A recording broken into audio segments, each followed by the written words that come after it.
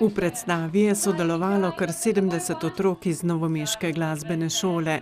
Jaz sem butler, ki se je spremenil v uro in uboga gospodarja in zato teži tistim, ki ne ubogajo gospodarja. Na začetku smo se pesmi učili, pa smo še besedilo, pa na koncu še na sceni. Ne vem, vsako predstavo boljši kot odigramo. Scenarij in režija predstave je delo Petre Slak. Vsako leto se predstavijo z drugo scensko pravljico. Sam odziv je izjemen, namreč ker je to naša tudi dodatna dejavnost. To je izredno zahteven projekt in če bi delali, bom rekel, samo na podlagi nekega učnega načrta, verjamete, da to ne bi bilo tako uspešno. Otroci si to želijo, takoj ko je začetek šolskega leta, vprašajo, katero pravljico bomo pa letos delali. Pomembnih projektov, ki se jih lotevajo v šoli, je vedno več. Tudi za otroke je poseben izziv nastop na tako velikem in pomembnem odru.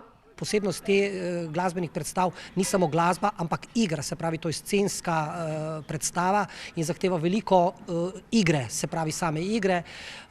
Morate vedeti, da mi nimamo na voljo, da bi imeli kulturni center rezerviran, ne vem, 14 dni pa bi noter vadili, ampak vadimo v šoli glasbeni del, pa tudi scenski, potem pa imamo na voljo en dan, praktično, da zvadimo tukaj sceno in akcija. V zadnjem obdobju je zanimanje mladih za vpis v glasbeno šolo Marjana Kozine vedno večji. To vodstvu šole predstavlja dodaten izziv, da nadaljujejo s svojim dobrim delom.